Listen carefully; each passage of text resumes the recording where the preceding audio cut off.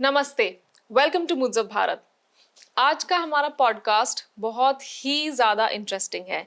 We are talking about the yogini temples. Yoginis कौन होती है, शक्त संप्रदाय में इनका क्या महत्व है, कैसे योगिनीज की वर्शिप शुरू हुई, रिचुअल्स क्या होते हैं, कैसे योगिनी टेम्पल्स को डिस्ट्रॉय किया गया, डिस्ट्रक्ट किया गया, क्यों वो एनर्जीज अब उतनी जगहों पर नहीं हैं जितनी पहले एंशिएंट भारत में हुआ करती थी। We have someone who's working on the revival of heritage and culture of Bharat, Shri विमल जी। वो बहुत ज़्यादा काम कर रहे हैं टेम्पल्स को रीस्टोर करने के लिए, क्योंकि टेम्पल्स की एनर्जी बहुत स्ट्रॉन्ग रोल प्ले करती है किसी भी जगह को इंटैक्ट रखने के लिए, वहाँ के law and order and peace के लिए। So let's get into this conversation with Shri Vimal Ji about the Yogini temples specifically and in general about the temples of Bharat. Namaste. Welcome to Moods of Bharat. Thank you so much for coming over. You have a lot of knowledge about heritage and culture because that's what you're working on, revival of heritage and culture. So please tell us about everything that you're doing. I've been here in this field purely out of chance. It's a journey that started 10 years back. And this path made us associated with people with in-depth knowledge, as you say, of heritage and culture.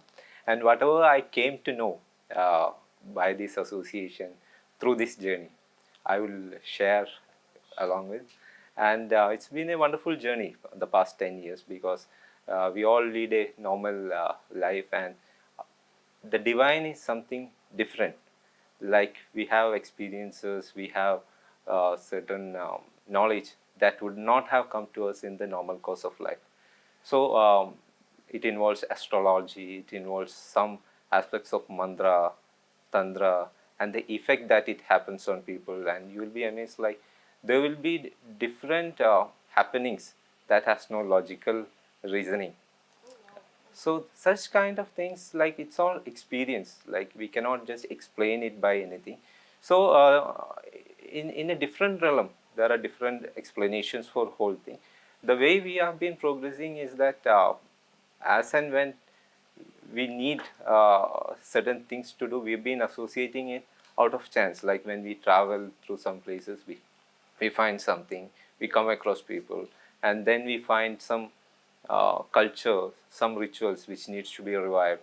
Then we work on it, we revive it, and that's how the journey the past 10 years. So basically, you travel across the country and you look into the cultures of those specific areas, and wherever revival is needed, like you feel that the culture is now vanishing or maybe it is being suppressed in some way, so then you take up that areas and you work on the revival. I'm from Kerala, so it's like when we travel for some purpose, we reach some place, and there you will be finding some ancient temple lying in ruins. People may come to us saying that this has been like this for lots of time, maybe centuries, maybe at least centuries. So we can't just abandon it. We just normally what people do is that they just take some pictures, post it in social media, and then move on. That generates a lot of likes, but that doesn't change the situation. So the whole concept has been to do something necessary. Just do what is required, and this has been something that we have been doing, and this is not something anything political, anything. It is purely divine. It is being done out of our commitment and as a duty and responsibility towards our civilization. Right. So basically, you visit these ancient old temples. Wow. Okay. And you stay there and you get those vibes. Do you feel anything like that? Yeah, it's something like we all know that ancient temples were very different from the present temples. Ancient temples, they always have a science behind it, science of worship, a science of ritual.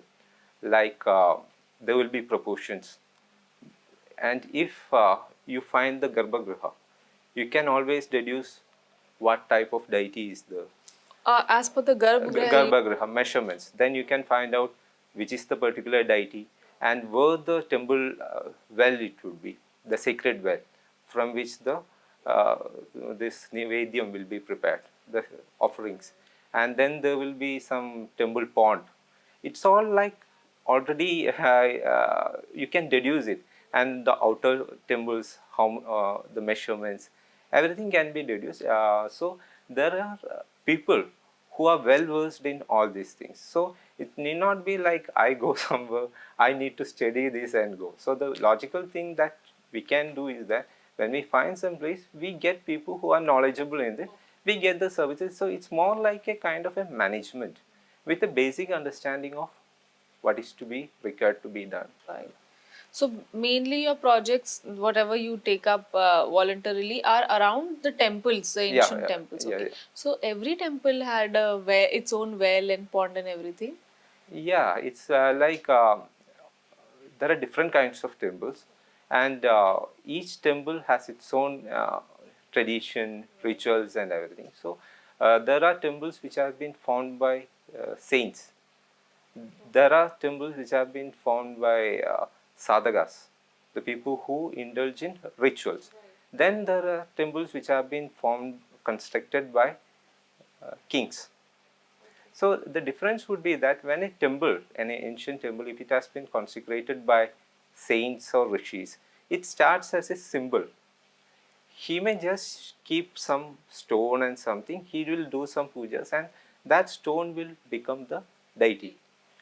And everything starts growing afterwards from this specific moment. But when it gets constructed by a king, he is not an ordinary person. So he has something, his royalty associated with the temple. So he makes it a big, elaborate construction. So depending upon, and even the present first case where the temple has been consecrated by a saint or a sage, what normally happens is that a temple is a living monument. It's not like somebody has done only this in the past, it should remain like that. So all over the ages, the kings, the nobles, they used to restore the temple, revive the temple, make it big. So even if you take the case of South Indian temples, the Vijayanagara kingdom, what they did was that they expanded a lot of temples. Even the temples that got destroyed, they just restored it, but also during the process of restoration, they just expanded it. Right, right. I think the difference that you're talking about is, will it mainly be because for a rishi, muni, or a devotee, the sadhak, it is more about generating that energy at that point, at that place, and for the kings it was more about telling the future generations about the culture and the actual things, because a lot of times we see in the temples there are carvings which will tell you a lot about that time, that era. So maybe that's the reason these temples of kings were more elaborate, because they would tell a story of that era, and whereas for the sadhaks it's more of generating energy at that point. Yes, as far as a sage or a sadhaka is concerned, his it would be like he will be, as you said, transferring that a particular energy and consecrate the temple. So when it comes to a king, what normally happens is that kings used to fight a lot of wars, and that was the main occupation of our kings, whether south or north. So when they win some wars, they used to construct a temple, just like we make prayers, right? If this happens, like so, if you take the case of South Indian temples, there are a lot of temples which the kings constructed after winning wars, and also like as his devotion, as a testament of his devotion towards the gods he worshipped. Okay, okay, great. Okay, so coming to the most important thing that through which I found you Yeah, actually, yeah, yeah. the Yogini temples. Yes. So you are doing something very interesting around it, and you also mentioned in your tweet specifically what we had started our Yes, yes. conversation with when I spoke with you first, that because the Yogini temples were not restored properly, there is some kind of curse that was there. So, what exactly was it about? And tell us about the Yogini temples. Yeah, so before we come to the Yogini temples, it's very important that we should know what are the Yoginis. Right. Who are the Yoginis? So it depends on whom you ask. Suppose if you ask a person who is doing yoga, he may say that a female yoga practitioner, she is a yogini. Suppose if someone says that, okay, I am a yogini because I do yoga. We cannot say that no, you are not yogini. Because over the period of time, the term yogini came to be associated with many things. So a female practitioner of yoga can also be a yogini, but that is not the yogini regarding our temples. Then if you check with some astrologists, they may say that yogini dasha. And there are yoginis, so it reflects on the planets. 8 yoginis with 9 planets like that. So yoginis are associated with, the term is associated with astrology also. Again, that is not what we are talking here. And then if you look at various texts, ancient texts, you can find mention of yoginis. Kada Sarit Sagara, lot of old texts by Bhava Buddhi and many texts, there is mention of yoginis. And the stories in these texts, it says that yogini, and there will be a name, and she does these things. So if we go through the stories, we may get a feeling that yoginis are witches or sorcerers, because that is how people normally associate, right? They go through the stories, then someone say this yogini, this yogini did this, she converted a man into a monkey into a man. So what that signifies? That signifies some witch or magical powers. And also that usage has also been prevalent, because these are all ancient texts. This has not been written now. So it's like 10th century, 11th century, 15th century. Some people rewrite it. Out of something they take some stories, make another. So such a usage has also been prevalent. Again, that is not the yoginis that we are going to talk about. So it's more like there are a lot of meanings of the yoginis. Suppose if you ask a person who does Sri Chakra worship. Sri Chakra is that round and then there are triangles inside. Chakra, it is called Chakra Raja, Sri Yandra. Oh, Sri Yandra. Yeah. Right. So it's like there are 2 ways, it is Sri Kula and Kali Kula. So in the Sri Kula, if you say that there are 9 layers and there are yoginis associated with each layer. So it's like Rahasya, like that different layers of yoginis are the numbers are also there. So we find that there are yoginis in that also. Sri Chakra worship. So normally people may think, okay, Sri Chakra worship, there is yoginis. So if it is the same as the yoginis in the yogini temples, so then if they are not the yoginis associated. But Okay.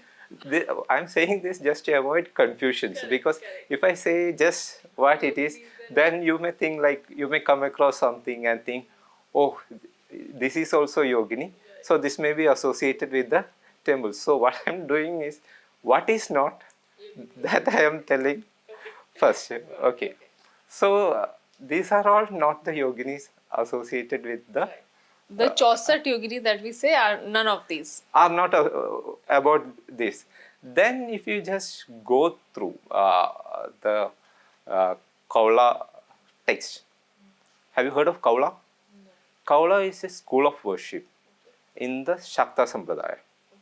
It's like different Sampradayas, Vaishnava and Shaiva, Shakta. Right. So Shakta, for a new person, Shakta may be something like we worship the goddess. It's called Shakta. Associated to Shakti. Shakti is the Shakta. If we go deep, we find that it's a broad term. So within the Shakta Sampradaya, there is a sub school called the Kaula school.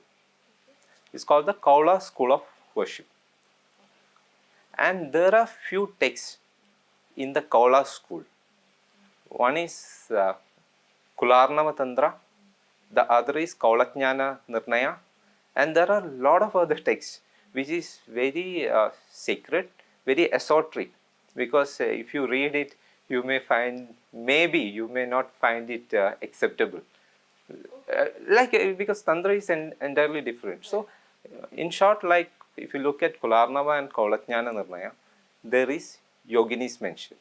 Especially there is a stanza by those yoginis by whose glory the three worlds have been established. To them I pray, to them I bow down. Okay. Those yoginis by whose glory the three worlds have been established. To them I bow down, to them I pray.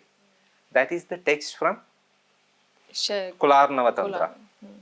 So that from that we can find that there is a yoginis associated with the Kaula school of worship. Right. Did you get the point? I got it. Is it too complicated? No. Yeah. You've simplified it, so it's not yeah, complicated so it's now. like Okay. so this. So our 64 yoginis are these yoginis. So this yoginis has more relevance. We have to take this to the Chausat yogini. Okay. So from this text, what we can understand is that in the case of this Kaula school, the yoginis are given distinct personalities. Are you able to fathom it? Like yes, because I went to the Bhubaneswar temple, which is destructed, the Chausat yogini. Hirapur. Yeah. So I saw Ganpati's yogini form. I saw, almost every deity's yogini form was there. That is what I am talking about. Feminine form, yeah. That is not the case. Okay. What I am telling is like you must have saw the similar to Ganapati. Right. That is Gajanana. Okay. Yogini Gajanana. Okay. But in the Kaula school of worship, what they have done is that yoginis are not dependent on the male counterpart. Okay. Got it. To understand it better, you have to know the Matrika worship. Okay. In the Matrika worship, if you can look at the history, the stories, every god had a female form. Isn't it? Like Saptamadriga, that Skanda Subramanya. So the mothers are the feminine form of the gods. Indrani, Maheshwari. Right. Okay. So in a way, the female goddesses are getting their relevance from the male counterpart. Right. Indrani is from Indra. Yeah. Maheshwari is from Mahesh. Yeah. Right. Okay. But in the case of yogini worship, they have an independent existence. Okay. Got it. So they are not part of, they are not getting their existence from the male gods. Counterpart. Right. Okay. So that is the Kaula school of worship, and that is the importance that they gave to the feminine form of deities. Yeah, yoginis. Right. And then what happened was that in the Kaula school of worship, there is a subcult. Like now we have reached the Kaula school, which is a part of the Shakta Sampradaya. So what they did was that the Kaula school, the concept is that if you want mukti, liberation, yoga, renunciation, you need not sacrifice all bhukti, which is enjoyment. It means that you can enjoy everything in this universe, and even after that, you can get renunciation. That is the concept of the Kaula Sampradaya. Okay. Okay. So when that happened, there was a importance being given to various powers. Okay. Did you get it? We are getting to the how the Yogini temples have actually come up. Actually came up. Right. So what happened was that so that's it. Like if you want to understand the Yogini, you need to go deep and understand the school of worship, basics, right, which caused these temples to be built. Okay. So primarily this sampradaya is responsible for building all these yogini temples. Yeah, it's like I'll explain that. So when this concept came up, like the powers, various powers that is acquired through various kriyas, worship and everything, there was a importance being given to various type of pujas. Correct. Okay, so some people they started worshipping the mothers. Okay. Mothers, 8 mothers. Right. 7 Saptamatrika is 7 mothers. Right. Okay. Ashtamatrika means 8 mothers. Right. And 8 into 8 is 64 64. yogini. So that is how the 64 yoginis came up. Okay. It's Okay. so just imagine that this concept of yogini worship is associated with getting the powers, which is done through the Kaula school of worship, using the 5 what you call madhya, matsya, mamsa, like that. There are 5 elements which is being used in this worship. It is pure tantra. So this school, we are just reaching talking about the Kaula school. There is one more step that I will come later. So this Kaula school, when this worship had to be done, normal sadhakas, normal people who are adept in this tantra, they are just like normal people. It's not like the situation around a lot of show offs. Okay. Did you get the They point? just look very normal. You can't Normal really people. figure out Yeah, the so other word. everything changes. It is done at night. These kriyas are Right, done at night at right. Amavasya. Right. I saw that place where the tantras used to be done out. It's just in the premise of that Yogini temple. So there's this temple and the outside is that place. Yeah, I'll Right. explain that also. Right. So it is done, has to be done in secret, and it had to be done at night. So when that happened, so they cannot build a temple and do it, right? So they did it on Yandra. Okay. It is The just Sri like Yantra. no, not Sri Yandra. It will be like it is called Chakra Puja. It will be like a big formation, and you can do it. Whatever is the worship, you can do it, and it need not be any temple.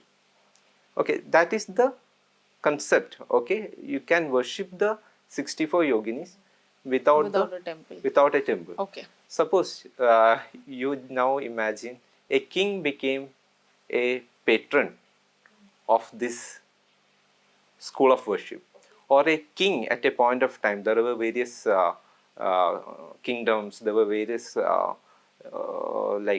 this Ganga dynasty, lot of Empires dynasties and and all, yeah, empires. yeah. At a point of time, some king became patrons of this Kaula tradition or the Yogini Kaula tradition. What would they do is that instead They of will create having the a temple. small chakra Yeah. or a formation, they patronized and they made it big. They built those So temples. it is the patronage, the Yogini temples, that just shows the royal patronage of the Yogini Kaula school of worship. Got it. Were some kind, the same thing that was done without temple, the circular formation, was done by the royalty or for the royalty Okay. at a special place, Right. which is this Yogini temples. Okay.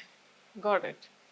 Is it clear? Yes. So we are talking about, when it comes to Yogini temples, we are talking about the subsect of the Shakta Sampradaya, the Kaula school of worship. And if we go very specific, we are going into the, out of the Kaula school, there is a subsect called the Yogini Kaula school. Okay. It is patronized, or it was revived by a saint called Matsyendranath. So this there are main 2 texts, Kularnava Tantra and Kaulatjnana Nirnaya, and references you can find in lot of other texts called Matotara Tantra and Varahi Tantra. Lot of texts are there which mentions about Yogini worship, Kaliga Purana. Okay. So it is this Yoginis that is associated with the Kaula school, and the subsect of Kaula school, the Yogini Kaula school, that finds relevance in the Yogini temples. Okay. My God. Was Okay. it too around? Yes, but then it was very interesting. Okay. Great. So one is that the formation, why is it round, very different from other temples of the temple, and this figure of 64. You said there are 7 some yoginis and then 8 some. So 7 into 8 is not 64. So how does this figure come? Yeah. The 64 has some relevance in our mythology and in even our case. So what happened was that we have the Ashtamatrigas, 8 main goddesses. And in the 64, what one configuration is like, we have one main Matrika as a yogini and other 7 associated with the Matrika. So 1 plus 7 is 8 and 8 into 8 is 64. Okay. So like that it is. And in another configuration there are 8 and then 8 yoginis associated with each matrika, ashtamatrika. That is the 9 into 9 configuration. That is called Moola Chakra. So there are different kinds of formations like Kechari Chakra. It's like bit into that exact worship. And this is what is getting translated into the temples. Right. If you see one temple of 18 to 8, 64, that will be Kechari Chakra of that particular type of worship. When it is 9 into 9, it is another type of chakra which will be Moola Chakra, which is 9 into 9, 81. Right. So that is how, even if you take the case of Yogini temples, what we can find is there are, even if we say Chausat Yogini, there are 64 and also 81. One of them is 81. We can find 81 yoginis. So that is the difference. And why circular is again, it's like it is translating from the worship that happened in the Yogini Kula sect. Like it will be Chakra Puja, where it is like because the thing that they made was round, so this temple is also so yeah, round? it will be like all the people, they used to sit down as a circle, and the person will be the main person will be in the middle. And also, like there is a concept called Bhairava comes here. Like what happened is that this is a temple which is a reflection of the puja padadi itself. Like, and in this Yogini puja, the person, the sadhaka, is supposed to become a Bhairava. And he becomes a Bhairava in the midst of the yoginis. So it will be like the yoginis are surrounding him and everybody's attention is on the central person. And that is why in the yogini temples, you will find yoginis on the outside wall and the structure at the middle, it will be empty. Okay, because the real person comes in there and serves as a bhairava. It is where this practicing happens, that is the worship happens. So the person who worship the yoginis, he will be at the middle. And during the kind of worship that happens, the concept is that he becomes a Bhairava and he gets the powers from the sky. And also there is a concept that even it will be human practitioners who will be involved in the puja, but the yoginis will be watching it from the sky. Skies. And they will be the concept, okay, the concept of the entire worship, they will be alighting from the sky and giving the powers to the sadhaka in the middle. So that is why in most of the yogini temples it will be like roof would be absent. It wasn't there. Hirapur, then Mitoli, almost all the yogini temples roof would be absent, and this is the concept. And if you ask me whether all the yogini temples are round, it is not. Achha. There is a rectangular yogini temple which is in Khajuraho. Either it is in rectangle. So it is some other configuration. Because what happens normally is that in Tantra, any modifications can be made. Like if someone becomes too adept, he can try something, and if he gets the result, he can practice it. So we don't exactly know which particular worship this rectangular temples translated into. Or maybe it is something else that we are not sure actually, but this circular is like this only. It is for this worship purposes. So Anything about what kind of rituals were these with the yoginis, or what exactly were the powers that they would give? Anything on that was a part of your Yeah, research? it's like the yoginis are supposed to give you ashtasiddhis. Okay. Okay. Ashtasiddhis. Actually, siddhis can be anything, any number. But I told you, we always, our culture, we have a fascination with numbers. Right, 8, 9, 108, 64. So it is just that major siddhis were grouped as 8. It is like anima, mahima, lagima. Like it's like you want somebody to get famous. If you want to get famous, so that means that he should be liked by everybody. So that is one siddhi. I am telling in a very mellowed down manner. Okay. Suppose if you want to cause harm to somebody, that is another siddhi. So like that, there are 8 siddhis, and the yoginis, Will actually empower the them.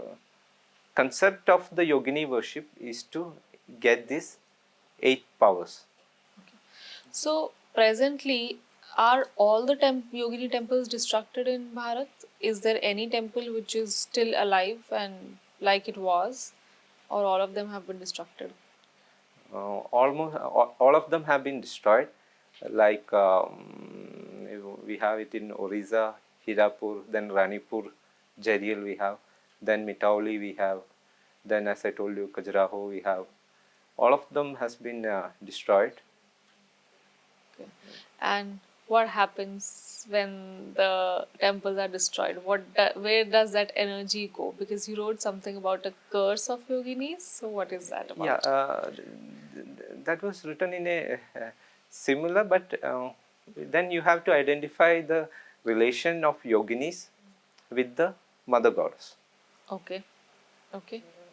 If you Right. look at Lalita Sahasranama, various other texts, the great goddess Shakti, she is regarded as the Mahayogini. Chadu Shashti Kodi Yogini Gana Sevida. Chadu Shashti Kodi Yogini Gana Sevida. That is the one who is served by 64 crore yoginis. Okay. Okay. So she is being served by these yoginis. The yoginis are something like Shiva and her ganas. Okay. The Okay. I'm telling in a very simplified way. So the wherever the goddesses reside in all her power, like when you see the Shakti beats, all the Shakti beats are very different. Right. It is not like normal places. It is where the goddess herself is there, because she is present there, because the body part of Sadi fell there. So in all these Shakti beats, the worship of yoginis are also essential, because she is there, the goddess herself is there, and the presence of yoginis are also there in all the Shakti beats. Other sites are also there, but the most important, as far as the Shakta Sampradaya is concerned, is the Shakti beats. So when these Shakti beats, what happened was that the kind of worship that should normally happen is the Kaula Sampradaya, Okay. the Shakta Okay. Sampradaya, Okay. the Kaula Sampradaya. So in this Sampradaya, what normally happens is that you worship the goddess, Correct. and also you worship the yoginis. And the yoginis of the Kaula, they are very fearsome, very ferocious, and it will be reflecting from the words, the names. Okay. Okay. Like you can get Like some. just one example, there is Judira Baini. Okay. Rudravaini. Judira Baini, that is one who drinks blood. Blood. Judira Baini. So she drinks blood. Right. Right. Okay. Then there are names associated with corpse. And like it goes, like, there are no limits, okay, in this. So we have to just understand that as far as the established practice at the Shakti beats, was the worship of the goddess and her yoginis. So they are very ferocious, and the kind of worship that should happen is to satisfy them. And that is why in most of the Shakti beads you will find the sacrifice rituals. And I can tell you that animal sacrifice is the most mellowed down of the Shakta rituals. Most mellowed down, especially when it comes to these yoginis and this uh, sampradaya. And this is substitution. It reads some words. Animals. It reads some words. And the concept is that unless this is done, the yoginis and the goddesses, the proper worship will not be done. So what happened in various Shakti beads? I can take the example of even in Delhi. So if you talk to people associated with the Shakti beads for a long time, there was a time when all this worship used to happen at all these Shakti beads. Then it got stopped. We are not talking about few decades or few centuries, long back. Then what happens is that when this is stopped, then there's a lot of changes happens in that places. That suppose if we worship some deity, and these are not normal deities, they are very ferocious, very Powerful and strong, deities. yeah, So yeah. they, and the kind of nature you can imagine by the names. One who drinks blood, it's not like rivers. Right. You have to get blood from Right, somebody. right. So that causes a lot of harm. Because that energy is now not moving. There's this. It's like they are not getting what they want to get satisfied. They are not, as far as the deities are concerned, especially the ferocious deities.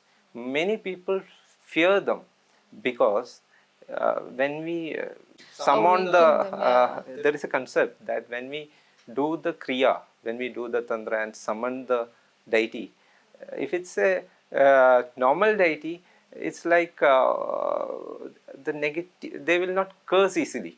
Correct. So when it becomes a very ferocious deity, there are only two options. Either we are summoning someone from some other Right. place. Parallel Yeah. universe, yeah. So that is the whole concept of this tantra and everything. So when the deity comes or when that energy comes, they either get satisfied by what we give and bless us, or they curse us.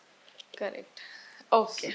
So it is not like I like milk, so I give milk. Suppose I should know whom I worship and I should give what they want.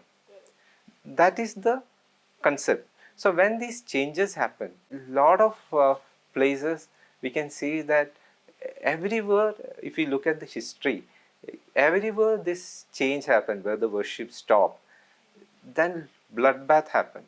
There is a concept called as the curse of the yoginis. It is mentioned in all the Kaula texts. And Okay. there is, Okay. it is a concept. It is the most gruesome. It is something that there can't be anything further. Okay, so that is how it is more related to the Shakti beads, the worship that is happening there. And if the worship of the goddess doesn't happen properly, it's the yoginis that create lot of troubles. And as far as India is concerned, we can see that there are a lot of Shakti beads where the kriyas, where the worship has been tampered with in the most very wrongful manner, and this has resulted in a kind of a, the entire country is going through a kind of a difficult situation. That was the whole concept which I mentioned by the curse of the yoginis. Okay, lot of things. Okay, one is that so these yoginis, when people awaken them through the rituals and everything, um, what I understand it, even if it is for the tantras, it is nothing negative because we need a balanced energy in the on the earth, right? If we worship the normal deities a lot, we need to worship them also because that will create the balance of energies. This is what I understand. Second, when you say when we were invaded so brutally over the years, the Islamic colonization and then the British colonization, was that the time when these temples were destructed? Because in that case, what were we supposed to do? I mean, we were being ourselves under the sword. So how would we save the temples? Yeah, that is a very natural thing to ask. So I will say two things over here. There is one is the type of worship you mentioned about, like balance and everything. So we'll come to the yoga. I will mention about the Yogini temple. There are three types of people as far as the worship is concerned. One is Pashu. It's the terms I will explain. Okay. Second is Veera, and the third is Divya. Three type of people from the purely the point of view of worship and rituals. And what is termed as Pashu is one who is bound by Pasha, bound by various ropes. So he has fear, he has a lot of things which compels him not to do anything. It's like a person who leads a normal life. A lot of emotions as a Like normal human being. normal people. Okay. So they are not supposed to do this kind of worship as far as Yogini worship is concerned. Second is the Veera. The Veera is a person who fights for the country, fights for something that is good, dharma or something. Suppose the king, he is supposed to be a Veera. Right. Okay. Got it. So his energy needs are different. Did you get the point? Like a normal, he has to be fierceful and he has to be needs to have that courage. He needs to have that aggression. So this kind of worship is for the Veera. Okay. Okay. So these kind of temples were not meant to be, especially the Shakti beads, and it may find a bit difficult, but the concept is that the one who is Veera belongs to that Veera category is supposed to do this worship, especially the Yogini worship. Okay, usually what we say, Kshatriyas were supposed to do this. Is that so? Or anyone Veera, who's anybody into, who has that courage, who has that courage, and these people needs that kind of energy for taking out these kind of adventures, like wars and everything. So, and the third part I'll just mention, like the Divya. Divya is something like they have renunciated, they have reached the level of the gods and something like it, and it's something like they need not go through the normal rituals. Like if we say Pushpam Samarpayami, Pushpam Samarpayami, it's like we are offering flowers. Right. A person belonging to the Pashu and the Veera category, we give the flower. The person belonging to the Divya category, he need not give the flower. Out of his own mind, that tattva he would have created and offered to the deity. Wow. Okay. I got it. Okay, so we'll just set aside this third part. So, coming to your point, like these are the temples where these people got their aggression, because if you see, like even the army has a different lifestyle, isn't it? Very. Army has a different kind of upbringing.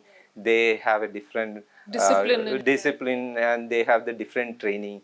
So we cannot just go to them and say, "Oh, this is bad. You should be like us." So what happened?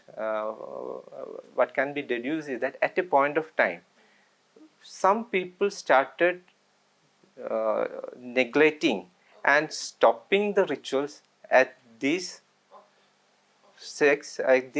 temples. So the entire support system that protected the entire civilization, it crumbled. Okay. Can we have the time around which this would have happened, if by chance you can give me? Yeah, like that is all deducing. Okay, it cannot be like if you ask me like what is the proofs. Now we say anything, they will ask. No.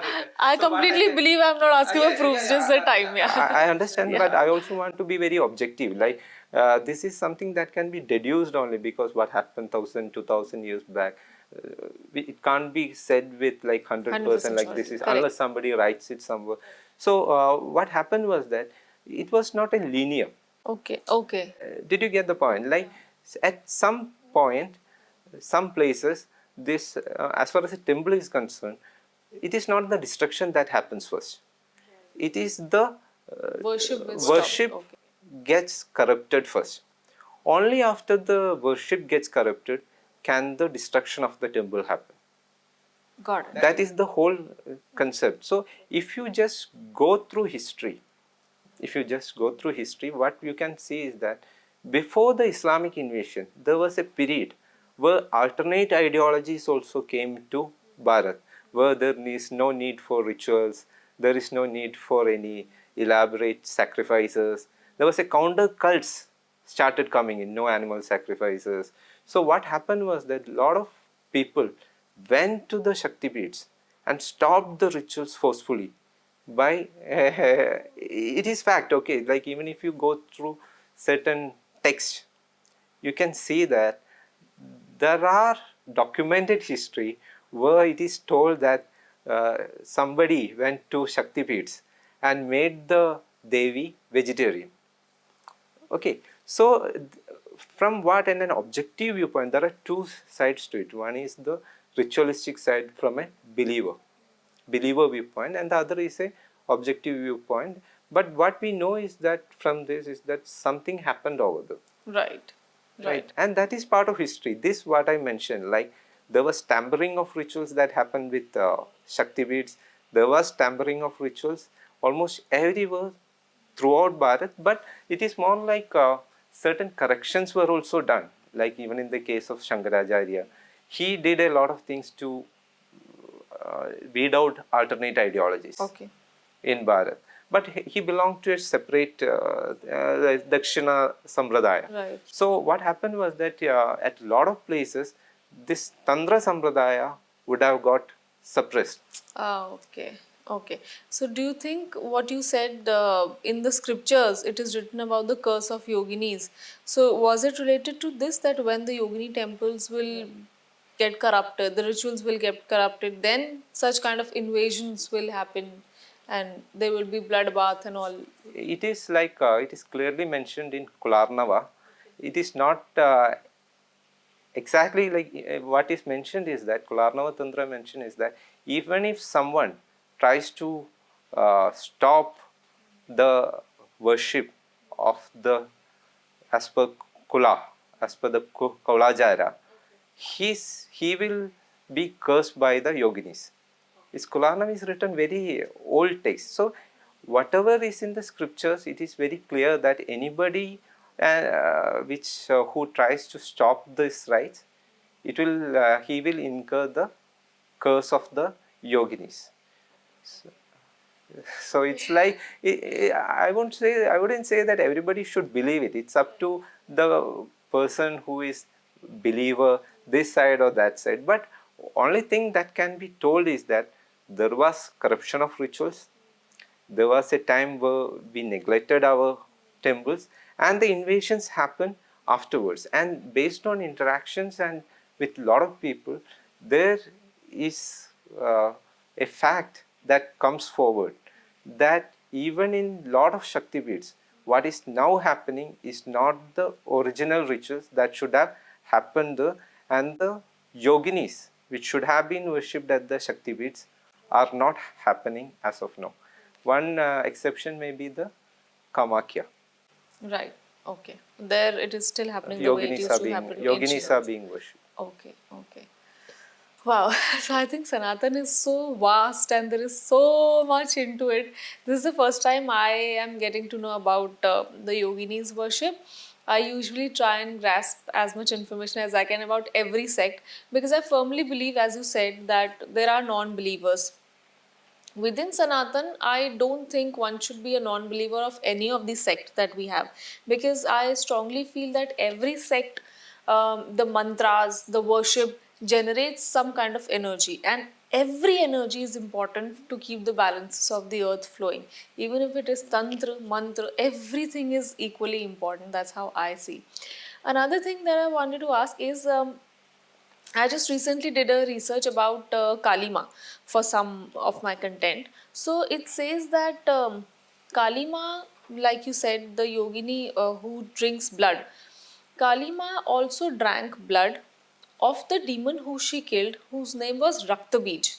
Now, the reason was that Raktabij was given a boon that whoever tries to kill him, and when the droplets of his blood will fall on the ground, from every droplet another Raktabij will be born. So that is the reason she does not let that blood fall on the earth and she drinks it all. So in a way she actually saved the entire creation from by drinking that blood. So what I is there a similarity that the reason why they drink blood is also because somewhere it is saving something, like in case of Kalima, is that the reason? I mean, it's not, because usually people say, oh, drinking blood is negative, which is so bad. Oh my God, how do you date? How do I mean your deities are drinking blood? What is this? But they don't understand the actual reasons behind it. So is it also so that the yoginis do their stuff because this balance of the earth has to be created, and because the negative things also have to be taken away from, how we say, the negative energies, the asuras, the demons also have to be dealt. So is it that the yoginis are trying to balance? Um, I'll explain from a ritualistic angle. Okay. Tantra is like a knife. Okay. You can either use it for good or bad. From a ritualistic angle, especially the Tantra, we all know the goddess. She can overcome a lot of demons and everything. But the rituals, the effect, it will be the same Right. if someone good does it or someone bad does it. Did you get the point? Like if Ravan worships Shiva, Shiva blesses him. Correct. If Rama worships Shiva, he also blesses him. So this good and bad, it is our subject. Like at a realm of it's an entirely different realm. At their level, it's not this. It's Okay. not like, but maybe it's like we don't know. Like certain things can't happen. Like even if someone tries to worship them, that worship doesn't get successful due to some reason. That can be the. But as far as the texts are concerned, it's like anybody who does this gets the properly gets the result. Now the question is, if somebody good is there, somebody bad is there. Okay, so both have swords. So the person who wants to do good should also have the best sword and also should be the best swordsman. Correct. So, Correct. Absolutely. and most people like again, I think I would say it is a different realm. Like there is, you will only experience. Like it cannot be have any logical thing. So the entire concept is that whether someone wants to do good, fight for dharma, he should be spiritually strong. She should have some kind of a spiritual energy, which is easier at this stream, even though it is difficult.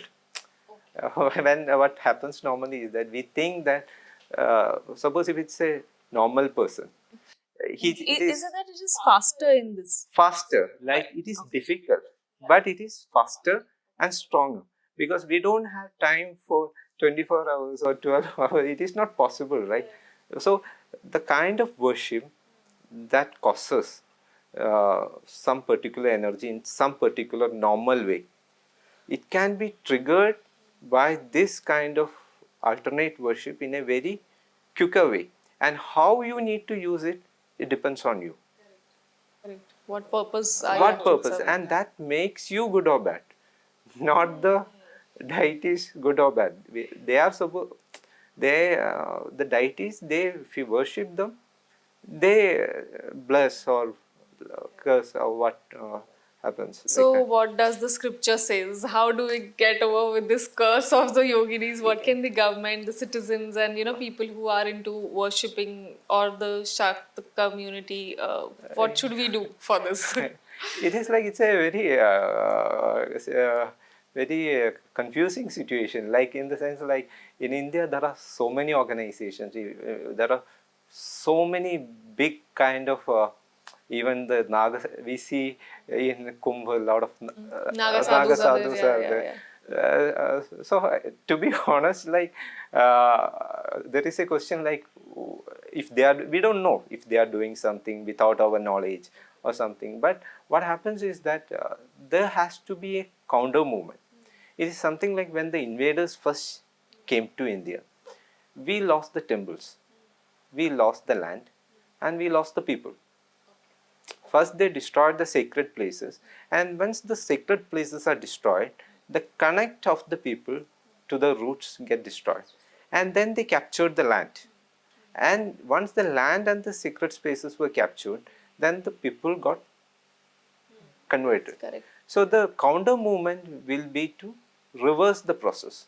First, we need to reclaim the sacred spaces, the land, and it's, as I told, it starts with the sacred places. And there are a lot of sacred spaces. Even if we take the case of the Yogini temples, most of them are under ASI, Archaeological Survey of India. And if you go to many of these temples, you can only see empty.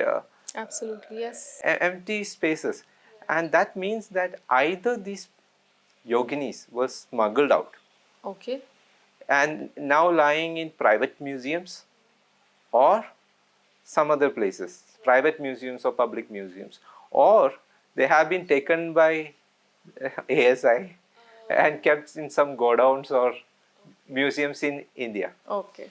So the first process will be to revive these temples, and it is not very difficult as such. The difficulty would be to, if we case purely in a scriptural way, the difficulty will be to identify the yoginis. Because as I told you, even if there are 3 different formations, each of the formations, the 64 yoginis are different. Suppose if you go to Hirapur, the sculptures are already there. There are some reflection of the, we may be able to, but if you go to Mythology, nothing is there. So it won't be possible, it will be very difficult to identify which of the yoginis are there. But the way out of the whole situation will be to revive these temples. Wow. In a way that is possible, and the best solution as far as I can see is that let people worship the normal way, whatever is possible for them, like even if they do the Durga Saptashadi or something, but maybe at a later date when there is an authority who can do the appropriate worship, it can be done. Like and also Yogini temples, it's like importance is on Amavasya, like night. So normal people won't even, and there was a story that people are very afraid. The villagers around are very afraid of coming to the Yogini temple. So a kind of mix of worship can be restarted at these Yogini temples, and that will send out a good vibe. Did you get the point? Like now when somebody sees like broken murtis, broken temples, even if you go there, you feel like, okay, some wounds on our civilization. So the best thing would be to heal those wounds. Right. And it can be started with any temple, not even the Yogini temple, any temple, but it has to be started. Because I would say that the people of India doesn't realize what the nation went through. Exactly. The Exactly. kind of destruction India went through. If you look at these temples, the destruction that you see over there, you should also think what is the kind of horror and the cruelty the people went through at that time. Even in now, a lot of people say in the age of social media, Bangladesh, at a time when there was no social media, nothing, the barbarians invaded from outside, and the kind of people who inflict such animosities on female sculptures, we can only imagine what would be the cruelty they would have done to humans. And the kind of revival that should happen is a kind of healing process of the civilization. And a lot of people have written about it. B.S. Naipaul, a lot of people have written about it. What is lacking is actions. Correct. Because there are a lot of efforts that is required when we are doing these things. Because there has to be proper research, there has to be, and the problem is that there has to be some academic also, the spiritual side also, because these are like a kind of mix. So one has to be knowledgeable about the academical, the architecture part, and also the next part, and it is possible, but it just needs to be Taken up now, seriously. started somewhere. It needs like whatever is possible, it can be done. Like our ASI, they have gone to Malaysia, Maldives, and restored some mosque over there. So the efforts that is being taken to cross the oceans and restore something in Maldives, it's in India only. So any temple we can go and restore, isn't it? Right, true. Yeah. So I think as of now, I will just say through my platform, I request everybody watching this that please come forward. Let us all come together and restore every temple that has ever been destructed by the invaders, and especially the Yogini temples. Let us do it. Let's reconstruct the temples and start the basic rituals wherever possible. So definitely, I am joining in with your this cause for sure. Thank you so much for coming over. Thank you so much for interacting with us. And बहुत सारी in depth knowledge थी आपको. You had definitely. And I'm sure the viewers would also love listening to it because this is something we've never heard of. So thank you. Thank you for the work that you're doing, and please keep doing. From our end, I will try my best to aware more and more people about it so that more people join in and we are able to rebuild our temples again. Thank you. Namaste. So that was Shri Vimal Ji for all of us. Some very in-depth knowledge about the Yogini temples. मैंने खुद देखा है almost all the Yogini temples have been destroyed very badly. So let's all come together. Let's try to do something. कुछ तो हमें करना पड़ेगा as citizens to revive our temples, to bring back those energies on the earth in Bharat. अगर आपको ये podcast अच्छा लगा हो तो please like share and subscribe करें, बेल आइकन पर क्लिक करें ताकि जब हमारा नेक्स्ट पॉडकास्ट रिलीज हो आपको पता चल जाए. Thank you for watching moods of Bharat. नमस्ते.